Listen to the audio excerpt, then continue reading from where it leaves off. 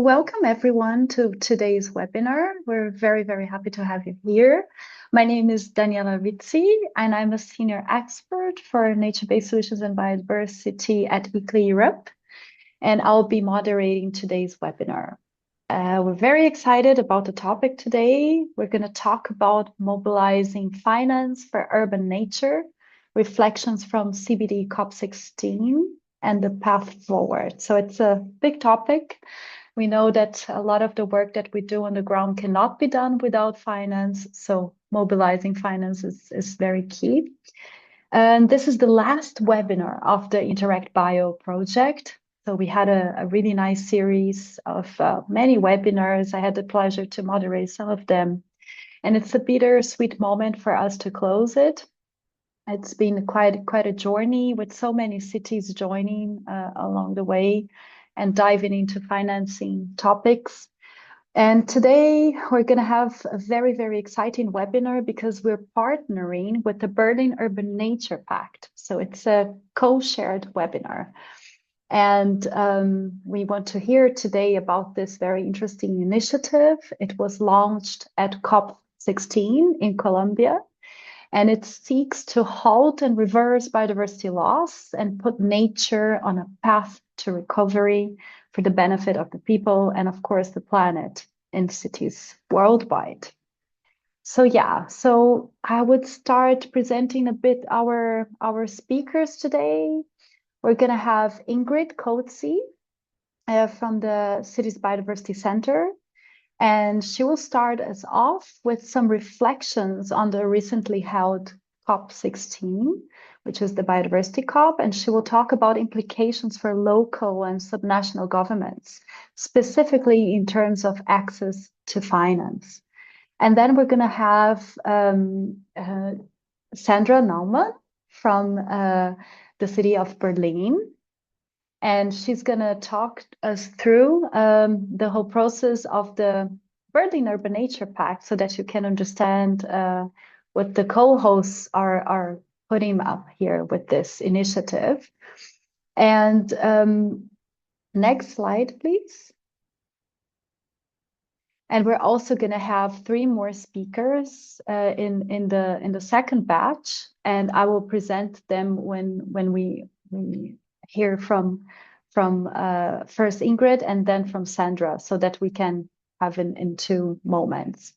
So with this, I will start here with the first presentation with Ingrid. Tata.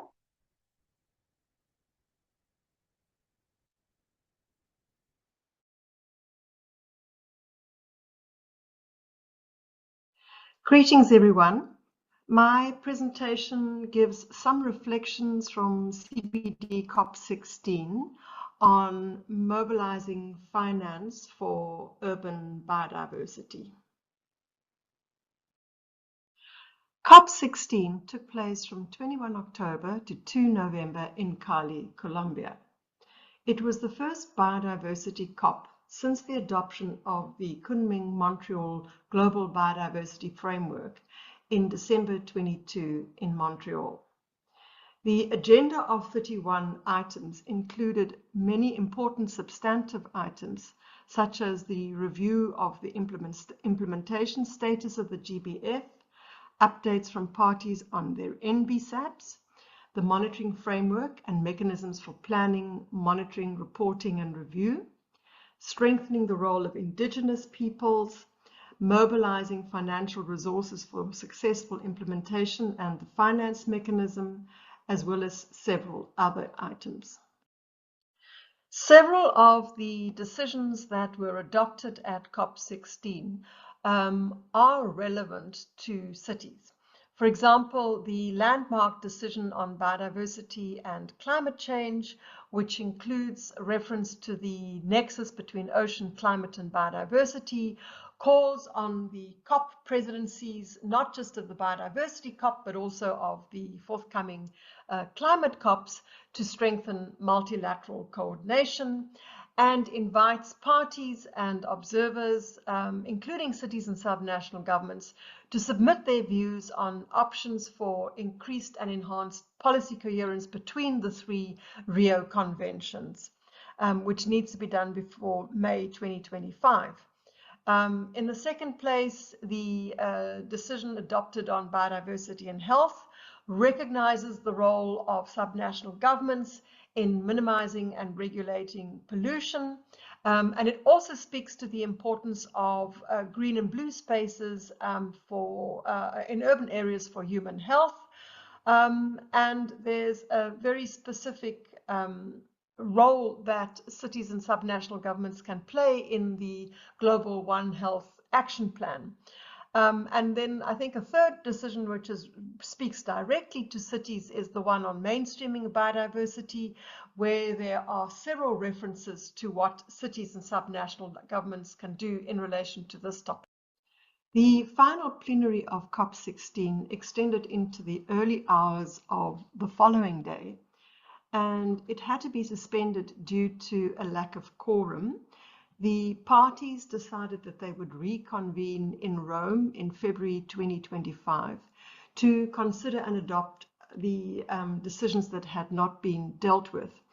These included two very important decisions, one on resource mobilization and the finance mechanism, and the second one on the monitoring framework, as well as the decision related to planning, monitoring, review, and reporting.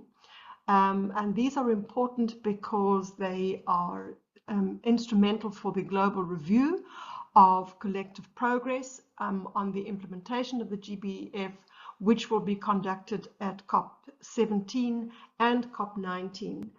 And this obviously would also look into the implementation progress at the subnational levels. The 8th Summit for Subnational Governments and Cities was a major success. It had more than 2,000 delegates attending. It was held in the plenary negotiation hall in the Blue Zone on 26 October as an official parallel event to COP16. And the program was aligned with COP priorities, so we spoke to the whole point of implementation progress, as well as making peace with nature and resource mobilization. It received powerful endorsement and support from several parties, UN bodies, international organizations, and other networks, and several VIPs, including the CBD Executive Secretary and the COP presidency, applauded our summit as being a true demonstration of the whole of government and whole of society approach. Finance for urban biodiversity was a major focus at COP16, not just within the negotiations, but also at our summit. For example, this is where UNEP launched the 2024 Nature for Finance for Cities report, titled From Grey to Green, Better Data to Finance Nature in Cities, highlighting the need for better data and tools to help cities integrate nature-based solutions into their financial and planning frameworks. This was also where Quebec made an important announcement to the Global Biodiversity Fund, and the GEFCO called for reforms. One of the historic moments at the summit was the province of Quebec's announcement that it was intending to make a contribution to the Global Biodiversity Framework Fund. This makes it the first subnational government ever to contribute to a global fund. And it really is very significant. With this contribution, it means that Quebec going forward will be able to participate very actively in the Global Biodiversity Fund Advisory Committee, and it does set an example for the whole of government approach. And the province indicated that they hoped that this would inspire not just other subnational governments, but also other major stakeholders to also make contributions to the Global Biodiversity Fund. Secretary Wade Crowfoot from the state of California in the US also made an important announcement at the summit on the topic of bridging the biodiversity finance gap. California is the 5th largest economy in the world and also located in a biodiversity hotspot. Now, to address the challenges that they have, including wildfires, droughts, and sea level rise, they have passed a state law demanding the preservation of 30% of the state lands and waters to support the City by 30 target. They also have a law to integrate wildlife connectivity into their new transport infrastructure. And they announced at the summit that they would commit to spending $1.2 billion in achieving the 30 by 30 targets. Biodiversity finance and increased investment in urban nature was also a key topic at the inaugural meeting of the Mayors Forum on Urban Nature and Biodiversity. This forum was held as an associated event of the 8th Summit under the Urban Nature Program. The Urban Nature Program is coordinated by the World Bank, UNEP, and ICLEI, and its main aim is to scale up financing to support cities and subnational governments in implementing nature-positive development. The Mayors Forum comprised of mayors from cities around the world, both from developed and developing countries, and there were several other stakeholders, including some representatives from parties, from international organizations, and from various city networks as well. And it provided an opportunity for the mayors and the senior high-level officials that were represented there to share their vision for urban nature, to raise their ambition, and also to make a specific call on increased investment in green and blue infrastructure at the urban scale. The Urban Nature Program has various partners such as multilateral development banks, financial institutions, and the World Business Council for Sustainable Development. And representatives from these partners were asked to show how they can strengthen and scale up investment in urban nature. And for example, they raised the opportunities for new innovative financial products to encourage private sector investment. They also talked about the importance for sharing and expanding knowledge between cities and investment banks and institutions on how nature and biodiversity is solving many of the urban challenges. Particularly looking at the importance of ecological planning and policy development, and as I said just now, financial products that incentivize and support green and blue urban infrastructure. To conclude, I just want to highlight a few very significant statements made by Carlos Rodriguez, who is the CEO and chairman of GEF, the Global Environmental Facility, that were made within our summit. The first one is that he really emphasized the need for structural reform to allow cities and subnational governments to have direct access to funding, which is currently one of the major obstacles for increased investment at those levels, particularly because cities and subnational governments need to work through their national governments to access GEF funding. And the second is the fact that he was talking very strongly around some of the targets, for example, the 30 by 30 targets 1 to 3, and making the point that one needed to also make sure that there was funding for spatial planning at the subnational and local levels to expand conservation areas. So I'm hopeful that going forward, we will see an increased level of investment coming from the GEF also into urban biodiversity. And with this slide, I will conclude my presentation.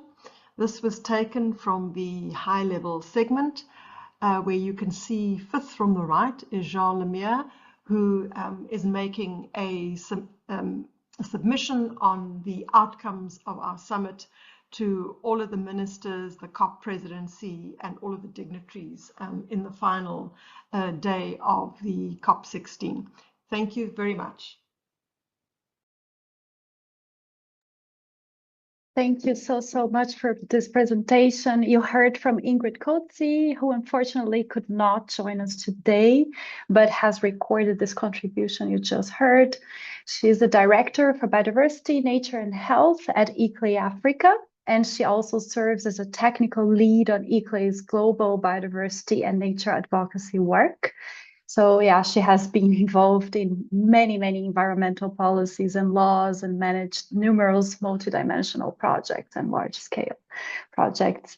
So yeah, but I would like to bring you now back to Europe and present you our next speaker and my dear friend, Sandra Naumann. Sandra is Chief Biodiversity Officer at the city of Berlin, Germany. Her work focuses on the implementation of Berlin's biodiversity strategy and the Berlin Urban Nature Pact, which includes the conception of citywide projects and measures that contribute to well-being, climate change, adaptation, and biodiversity, as well as environmental education. Sandra has more than 20 years of experience in land use and biodiversity policy and their links to climate change and the development and implementation of green and blue infrastructure and nature-based solutions. So in this context, she worked as an expert for the European Commission in the development of and evaluation of policy and research agendas for nature-based solutions. So Sandra, welcome to the stage. Thank you, Daniela, for this nice introduction. Yeah, and thanks, Kata, for sharing. So I've got 8 minutes, which I have to keep, so I have to keep my timer on. So yeah, maybe some of you already heard of the Berlin Urban Nature Pact. I know some people are here. You definitely did. So I just tell you, starting with the next slide, what is it all about? So here just like a picture. Yes, it was initiated by Berlin, but it's a global initiative. I think that's very important. And you see this initiative is not only done by Berlin, because we also have strong support by ICLEI and IUCN at the moment for the PAC coordination office. But what does it mean and where does it come from? So it started in 21 here at the Senate Department for the Environment when we signed the Edinburgh Declaration. And so we just did sign it, and then we were asking ourselves, okay, what were you going to do with it? So there were some targets, but we didn't know what it meant for the city. So the idea came up, maybe we could be a bit more specific and develop something that's helpful for cities, which are really keen to implement global biodiversity targets. And as part of this is we understand ourselves as just like a follow-up of the very important milestones that happened before, like the Edinburgh Declaration and the Montreal Pledge, which Berlin also did sign. And of course, the Global Biodiversity Framework that was agreed on and Kunming-Montreal. Yes, 2 years ago. And the idea really was like, how can we take these global targets and put them into a framework that are really helpful for cities? So there was a super intense consultation process over 2 years with a lot of workshops.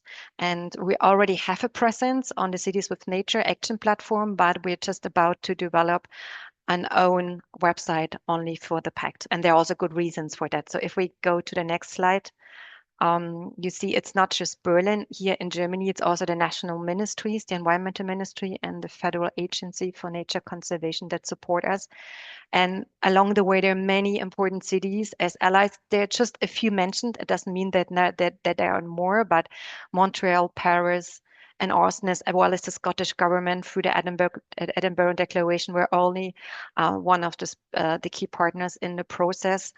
But as we know, there are so many cities which share different challenges, but they also have their differences. So it was really important to have a representative set of cities on board, and ICLEI helped us with the process. And so in the end, there were around 90 cities being invited from all over the world. And most of them are really front-runner cities when it comes to biodiversity, to save urban biodiversity. And our target was always like, let's develop targets that we can also measure and achieve.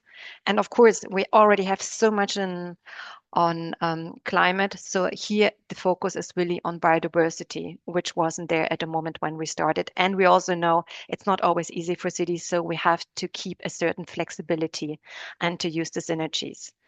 The next slide, I'm not going into detail with that, but you just see it was a long journey starting in 21, and now we are at the end of 24. You just see here like all the different workshops that happened all over the world, always, of course, in different time zones to accommodate the different geographical conditions from our cities. And in the end, which I found super nice, it's not a long paper that you may think come out of so many of 2 years. It's only 7 pages long, which is really nice. But of course, we know that happened in Corona. So on the next slide, it's not surprising how the work, oh, not, okay, that's still like one before, but here you see I think there was one slide before. Sorry. If you want to go back, Kata. Backwards, sorry. Maybe it's not. Oh, maybe no. Sorry, that's true. So you're just saying Okay. there were mirror boards. It's yeah, you can go one up so that people can still see the cities that were involved. But we also had a slide before with all the funny mirror boards that I guess we don't miss so much, but they were super helpful at this time. And here you can see all the cities that have been engaged in the development. Of course, some were more active than others, but it's really like a pact that's being developed by cities for cities. So it's not a top-down process that happened. And what's in the pact? So Katja, now we move to the next one. What's in the pact? So we've got like two big parts. The one is like the implementation principles, which we see on this side, and then I just talk about this before we go to the next, and the targets, because it's nothing new that you see in the slides, but we know we need some specific framework conditions to implement the targets. And of course, it's important that we also show to the world, of course, how do we achieve the targets. So monitoring and reporting is a key thing, but we always want to keep the burden as low as possible. Everybody is already like super expert, I guess, with co-creation. So we know this is a pact we have to develop or to implement together with our citizens, with the NGOs, with scientists. So a community implemented project. We have to do also an action plan. We somehow need a route how to achieve the targets. A key thing, in addition to showing ambitions with the pact, is the part of the capacity building. So this really means always learning from other cities, but also maybe some cities stepping up for specific targets where they might be already more progressed than others. So this is a very important part. I always say it's like 50% is the commitment and 50% is the capacity building. So it's likewise important. And of course, we know we have to work. We already have a lot of strategies and governance frameworks. We have to work within the frame to really also to show that synergies that we achieve with the pact. So we do not want that you have to set up something totally new, but we really want to use what it already exists. But in some cases, especially this is about financing, we know we cannot achieve biodiversity targets without financing. Okay, now hurry up. If we go to the next. These are the 7 target areas that you see here. And in total, we have 28 targets, and each city has to select a minimum of 15 targets. And if possible, we encourage the cities at least one target from each of the 7 target areas. But cities have the flexibility to see like what targets are achievable for my city and what are not achievable. And maybe you already have achieved some of the targets. If we go to the next one, this is just a picture already you use also for our Berlin community and policy, but just to show how the pact can be embedded within the framework. And of course, you could put up the pact right like next to the Kunming-Montreal GBF, because this is also born from the stage. But in the end, of course, it's being implemented at local level. And just to showcase, it really fits really nicely with the policies as lead that you have in Europe at national level and also at Berlin level. And almost the last slide. this is something I said already before, just to recap again what happened. I already talked about where the pact came from. We finalized it end of 23. And the big moment that Ingrid was just talking about was the COP16 in Cali, where we had the pleasure to launch the pact at the 8th City Summit. So this was really like just present it to the world and to the cities and invite them to join the pact. And it's directed to 2030, but we know some targets will not be achieved by 2030. So we will do like a stock taking in 2030 and then see how to move forward. But to be realistic, this is a task that cannot be achieved in 5 years. And then just to conclude, there's a nice picture. Thanks, Florian, for including that. This is like just from the launch. So we had maybe not the best time, like 6 in the evening where people were exhausted. So, but we hope we tried like with the merchandising t-shirts already from the pack to make it a bit more livable. So this was the moment which we really enjoyed. And also everybody, thanks to everybody who was there and supported us and already joined the pact. And we invite cities from all over the world who are key to move on as global leaders for biodiversity to join us. Thank you. Thanks so much for this, Sandra. And I can attest that it was a really high moment at 6 p.m. Everybody was tired, but when you both went to the stage to talk about the pact, your enthusiasm, passion for this initiative, it really went through, and people were very happy to learn about what has been, achieved with this initiative being launched and cities joining. We're going to hear from Cali today. Cali also signed the pact, and others are ready to sign it. So yeah, thanks, Sandra. And now let's welcome our next speaker from Cali, Colombia, Andrés Felipe Marmolejo Egret. Andrés is the head of the Cooperation and International Affairs Office at the Environmental Authority of Cali, also known as the DAGMA. He's a Chevening Scholar and currently pursuing a Master of Science in Economics and Policy of Energy and the Environment at the University College London.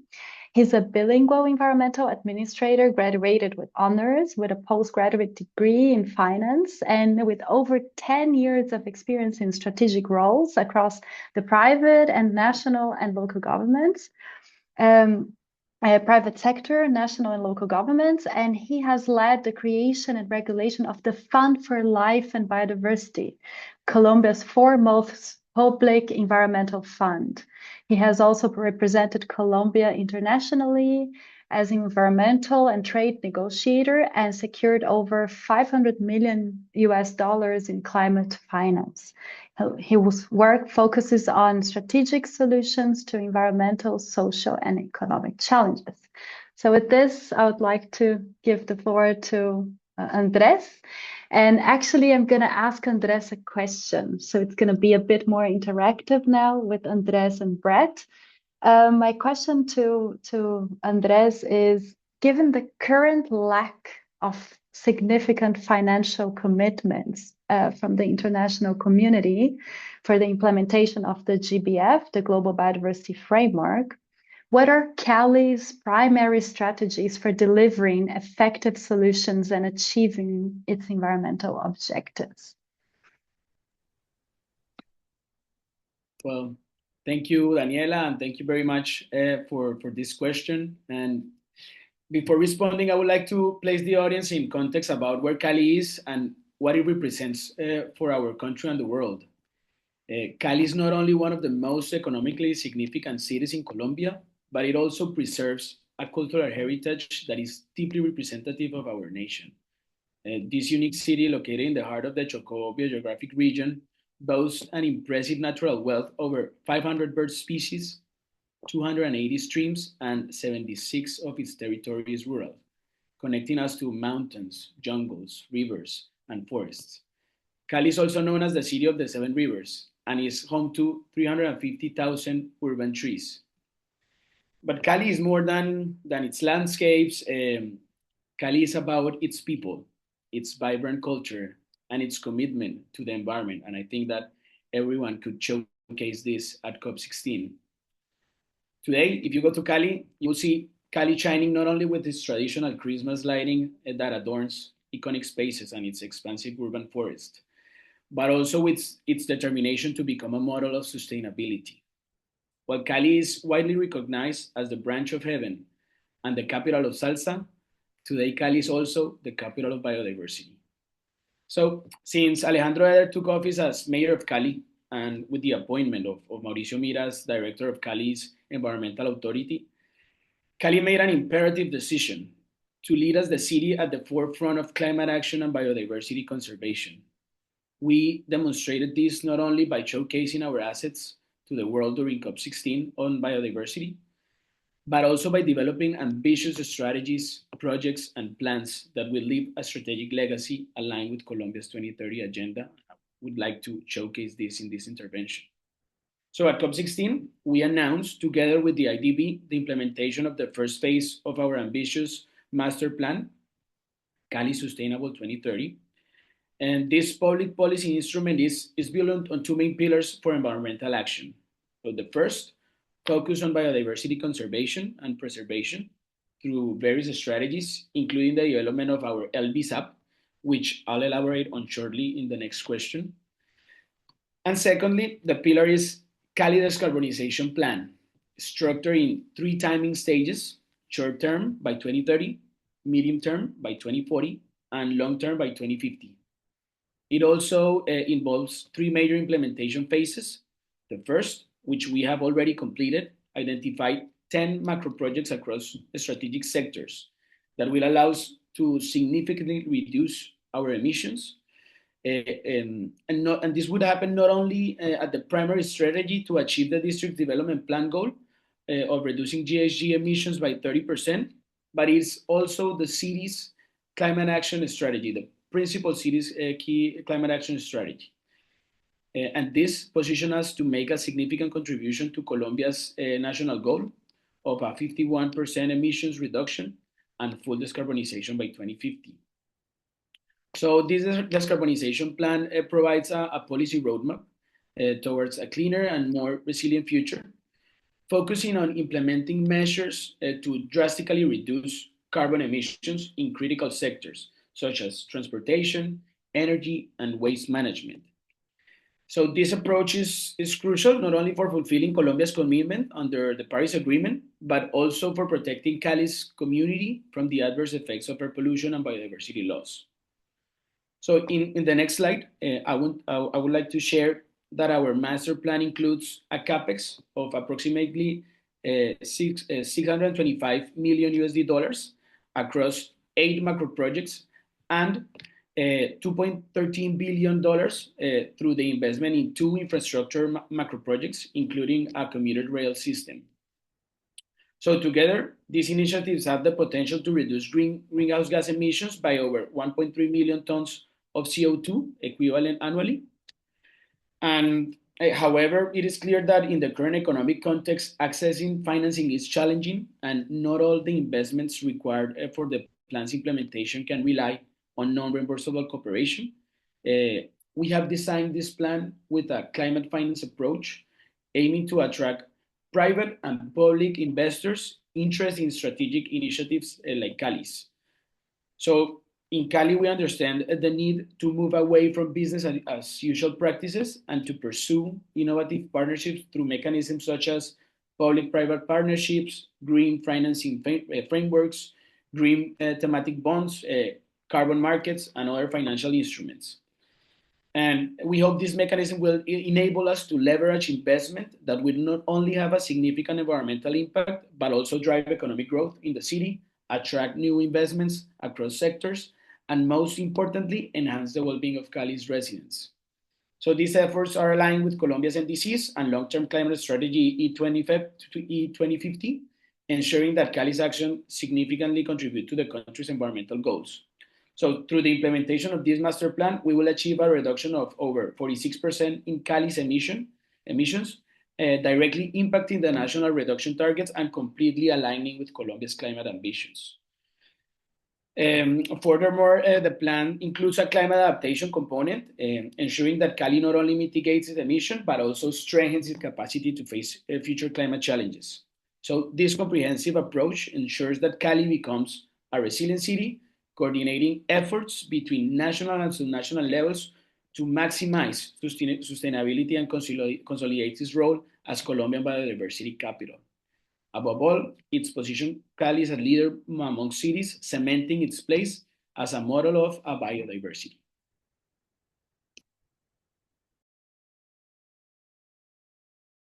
Thanks so much for presenting the experiences of Cali. It's really impressive how many things you're doing. We also felt all this energy there at COP16 and how you managed actually to make such an engaging green zone with so many people from the city really, jumping into biodiversity discussions and celebrating the importance of biodiversity. It was really impressive. Yeah, I would like to jump into the next question to you, Andres. So, yeah, the Colombian government has announced this National Biodiversity Action Plan, right? It's seen as a key strategy to achieve the Kunming-Montreal targets. What are Cali's plans and efforts to align itself with the national strategy? Okay, so thank you again for that question. And before I respond, I would like to take this opportunity to enthusiastically celebrate the publication of Colombia's NBSAP. We understand the challenges that such developments can entail and recognize the collective effort alongside the technical and scientific standards that the government played and that this plan represents for the country and the world. However, I would like to share that we have been doing in Cali and our plans as we look towards 2025 next year. In Cali, we recognize the importance of having a strategic planning tool to effectively manage biodiversity in a city, a region, or a country. And moreover, we are clear that creating a solid document of this nature requires access to updated, verified information built on high quality technical standards. And for this reason, in 2024, while the nation was finalizing the construction of their NBSAP, Cali was preparing to begin developing its LBSAP through complementary actions that would provide us with the technical inputs necessary to build this plan. So just to bear in mind, LBSAPs are planning tools adopted by local governments to effectively manage biodiversity and ecosystem services at the urban, municipal, or metropolitan level. And LBSAP acts as a guide that translates the objectives and commitments of the LBSAP into concrete actions at the local level aligned with the CBD. So what we did in Cali, what we did to achieve this, Cali prioritized two clear objectives. The first one was aligning its LBSAP with Colombia's NBSAP as presented in COP16. And the second one was ensuring reliable data and advanced technology to make proposed goals realistic, measurable, and evidence-based, thereby enabling science-driven decisions making. So during 2024, we managed to work on three different strategies. The first one was calculating Cali's urban biodiversity index. So during COP16, we announced in collaboration with the Alexander von Humboldt Institute in Colombia, the result of Cali's urban biodiversity index. So this exercise was conducted using the Singapore index methodology, an innovative tool for self-assessing the state of management of urban biodiversity. And our results clearly highlights Cali's status as a biodiversity-rich city. We scored 78 out of 104 points, a remarkable achievement that underscores the importance of protecting its natural wealth. And from these results, we derive valuable insights. So Cali biodiversity is vital natural asset. We must consolidate research and monitoring processes for flora and fauna, strengthen policies by generating a biodiversity action plan for Cali, which we'll do, and work harder on governance and vegetation enrichment initiatives to mitigate the effects of urban heat islands and climate change. So this exercise enabled us to consolidate a significant amount of information, analyze it, and identify the strengths, weaknesses, and opportunities of our city. And it was a decisive step toward making informed decisions based on the best available data, collaboration, and most importantly, on science. Our second main action was implementing technology to enhance biodiversity monitoring. So recognizing that technology is a critical tool for conservation, Cali recently joined Colombia's OTUS Camera Trap Network, an initiative that enables real-time monitoring of local fauna. And these strategically placed cameras not only identify the presence of key species, but also detect behavioral patterns and threats, strengthening the city's monitoring capacity. So through the collaboration with other environmental authorities nationwide, under the leadership of Conservation International, Cali has connected with the strategic urban and rural ecosystems. So this collaboration allows to continuously update our Singapore Index in the future, and more importantly, gather the robust data needed to develop our LBSAP. And the third was developing the Farallones Plan, a commitment to a unique ecosystem under shared management. So the Farallones National Natural Park is spanning more than 196,000 hectares. And it's a really important strategic ecosystem in Cali, considered as a water bank. So this will center base our knowledge on different strategic ecosystems, such as this national place. And after these three main developments, and after finalizing COP16, Cali is heading towards the development of its own LBSAP. We're going to start in 2025 in partnership with the IDB, and Cali will officially launch the development of its LBSAP on 2026. We're going to do it a participatory process that will align local goals with national targets and global commitments. And this plan will enable Cali to integrate biodiversity into its policies, programs, and projects, and will engage diverse stakeholders in promoting the sustainable use of natural resources. So this effort will be fully aligned with Colombia's NBSAP, which itself is dedicated to achieving the targets established in the Kunming-Montreal GBF. And not only will this effort ensure that Cali remains Colombia's biodiversity capital, but it will also set a standard for other cities across the country. Yes, so we hope, Andres, that of course, with all these efforts and all these different initiatives and how seriously you're taking the NBSAPs and the LBSAPs, that you can set a ground for other cities to follow. And I'm really happy to know that you're also signed the Berlin Urban Nature Pact. And I'm sure that there are many interlinkages between the plans and the work that you will do with the pact. So thank you. And now I would like to introduce you to Brett Karen. So Brett is a senior policy advisor for climate and resilience at the city of Boulder, USA. He is also managing the Boulder's division for nature-based solutions, so the team. He is also director of the Center for Regenerative Solutions, CRS, a national initiative to expand natural climate solutions nationally that is co-sponsored by the Urban Sustainability Directors Network. In his city role, Brett coordinates cross-department multi-stakeholder efforts in enhancing urban landscapes to increase shade and cooling, water infiltration and stormwater reduction, biodiversity enhancement, and biosocial network development. Currently, CRS activities include management of a portfolio of over 30 urban forestry grant projects across the US. They also coordinate the first national urban nature-based solutions accelerator. And they're going to talk about it today for us to learn about it. And he supports frontline communities developing nature-based solutions as community and economic development strategies. Prior to working for the city of Boulder, Brett worked across the Western US in community-based sustainable development, and he also worked in both rural, Native American, and other communities in transition across the Western US. He's also the founder and co-founder of 4 nonprofits and 2 for-profits, including Rogue River Institute for Ecology and Economy, Veterans Green Jobs, and community and energy systems. So very lots of experience here from Brett. Brett, I would like to ask you 2 questions. Let me start with the one at the city of Boulder. you are currently developing a range of climate resilient landscape pilot projects. Could you tell us a little bit more about this endeavor and the specific funding streams that you are leveraging to put these in place?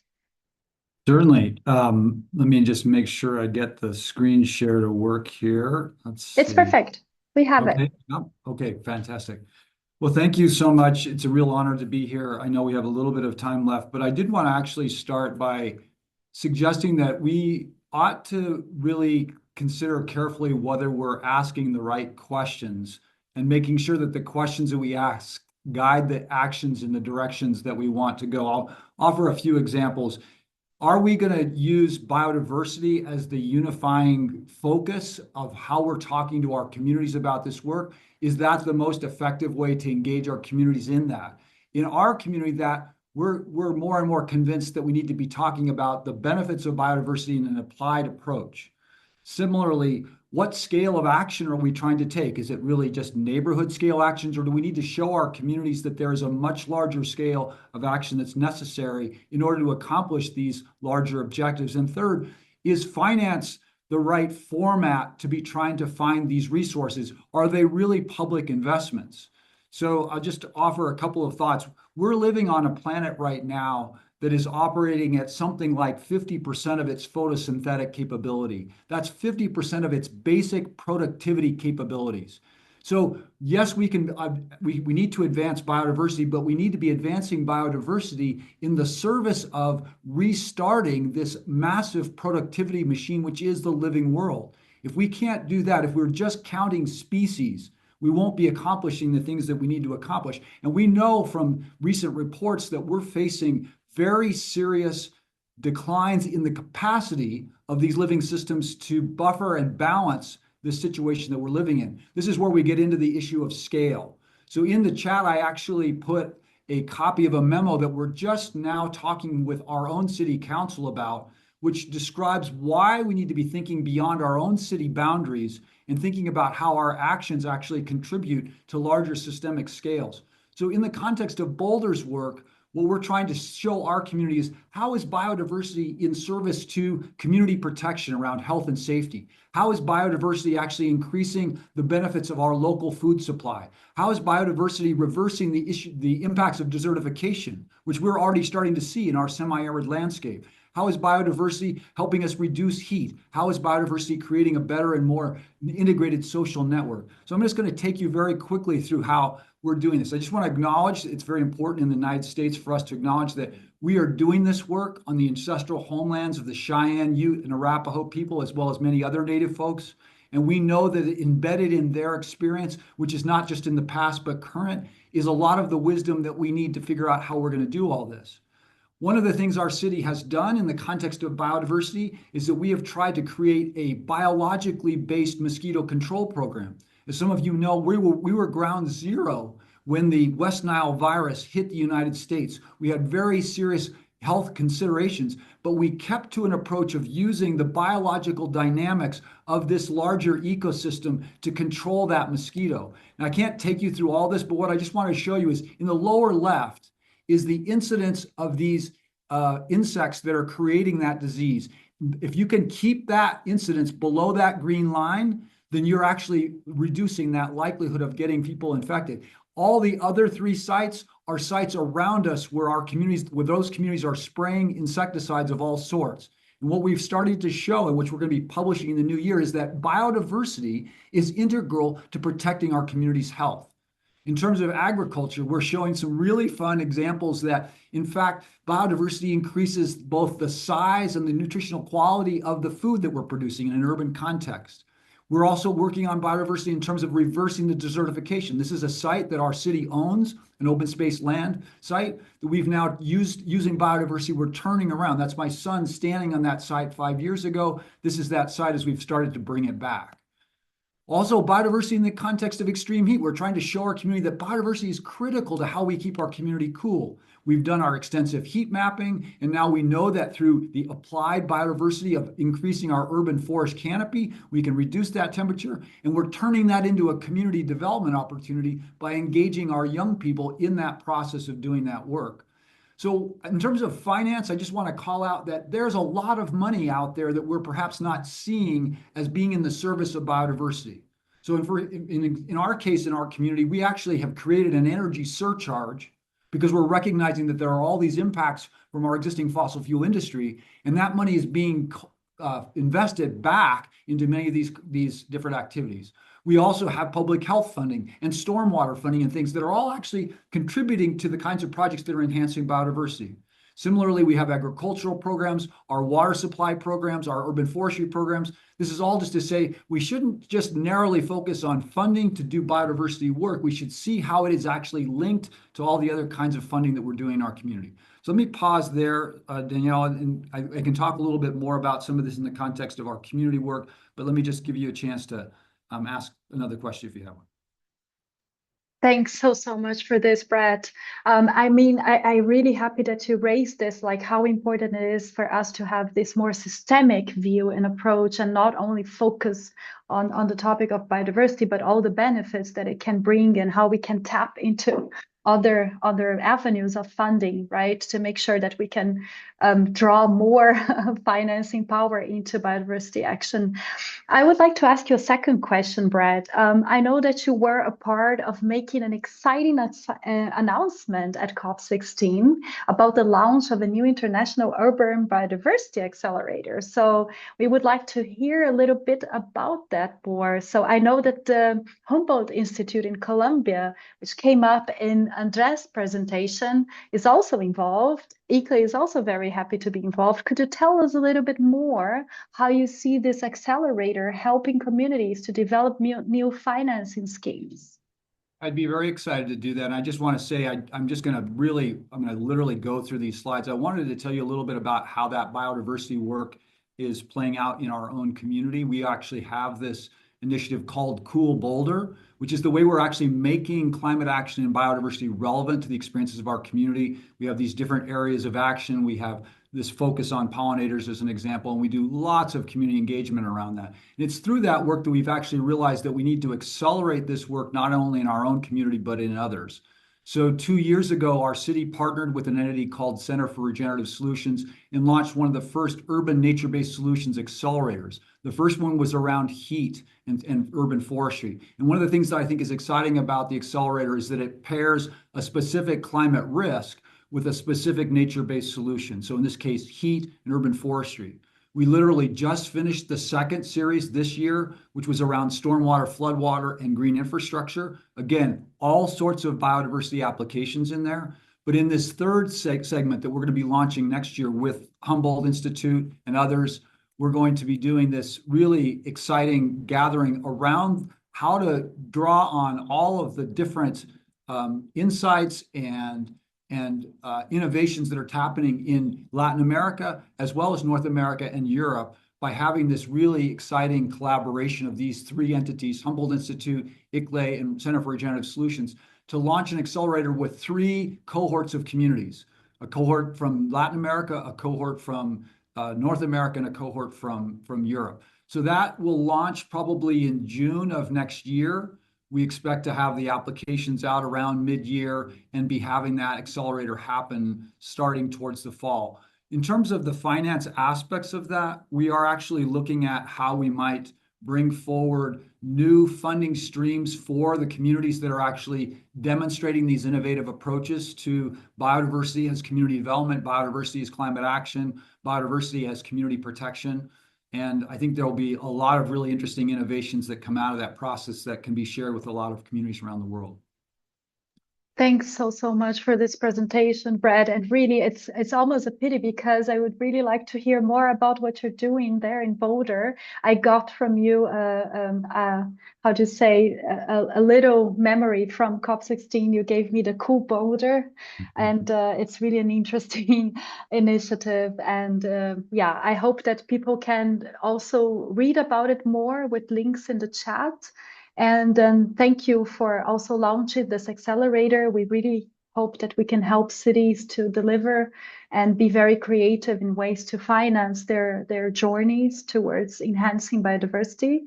And with this, I would like to close the webinar today and thank everyone, thank all our speakers. We have almost, I checked 2 minutes ago, we still had 40 people online. So it's really, really a great webinar, and thank you. And we hope to hear from you soon.